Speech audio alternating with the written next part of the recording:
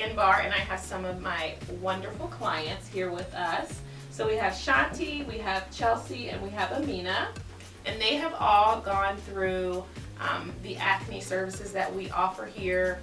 They're all clear on home care and a maintenance program now, basically, and we're just going to tell you about their story. They're going to talk to you about their story and what it was like to go through some of the services. Let's just talk about your experience and what that was like. I saw Sylvia back in March of last year. I was suffering with cystic acne, and I had it for about 3 years, and it had gotten really bad to the point where makeup really couldn't even cover it. So I started seeing Sylvia and was getting facials every 2 weeks, was on a consistent skincare routine, and started seeing results in about, I would say, 8 weeks, where the acne was going away, the dark spots were diminishing, and I could really see a true difference in my skin. And I remember in the beginning, you would say, "This is not working. This isn't working. I don't think it's working." And I'd be like, "It's working. Let's look at the four pictures. Be patient and consistent." And we would compare pictures, and you would be like, "Oh, okay, I guess." And I mean, she's clear now, right? So that's the awesome thing. What do you think was the most challenging thing for you? I think the most challenging thing was changing up my diet. I had a lot of dairy that was in my diet, a lot of milk, cheese, cream, things like that, and those really contribute to acne. So being able to cut that out completely was probably my biggest challenge. Okay. Yep. I think that's common for all of us, and just finding like the right substitutes, because it's hard to just go cold turkey, of course.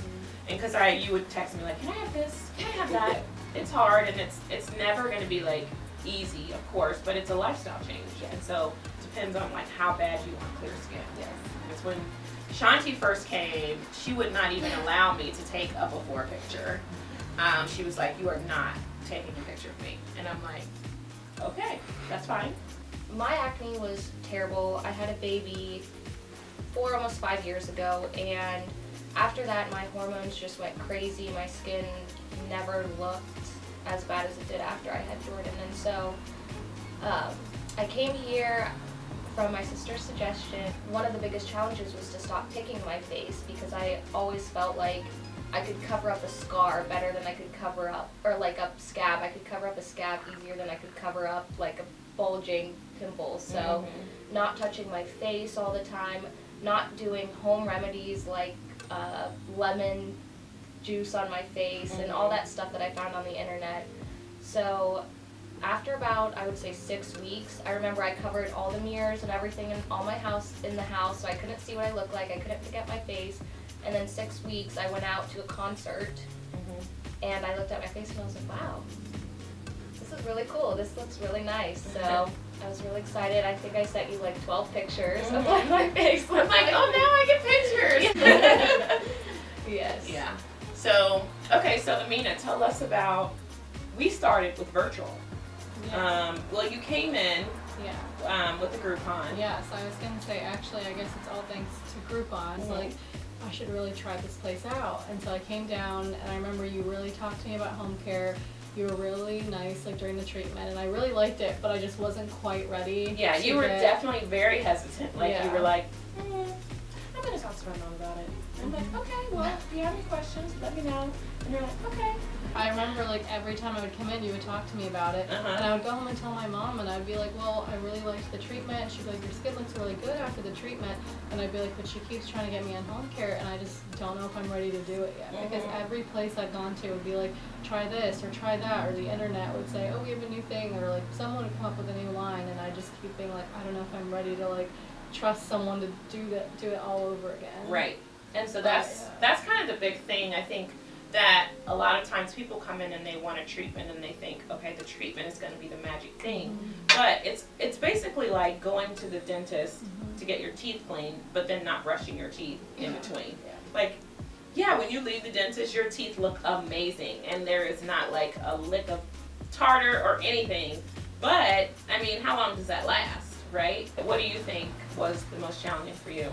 I think personally for me, just because in my life I travel a lot with my family, like moving around and stuff. So when you kept saying, like, I would always hear your voice in my head saying consistency is key. Yeah. Because I remember in the past with traveling, I would always be like, this is just so much to take with me. Like, do I just pick and choose, like, what I want to take? Like, what am I even going to use when I'm there? Like, my skin's going to be bad anyway from the plane, so, like, is it even worth it? I don't even know if I want to take any of this. But I remember it was, like, very specific, the things I was taking, and they were, like, personalized to me. So I was, like, really excited because I was like, this is only, like, 4 things. It's like, I know I can do it on there. Right. And it was just, like, routine at that point. And so even when I was traveling, even at the airport, like, I was able to, like, do things and like, stay on top of it. When you walk in, you're just like, now, you know, but like, so what do you guys think, how that affected your self-esteem?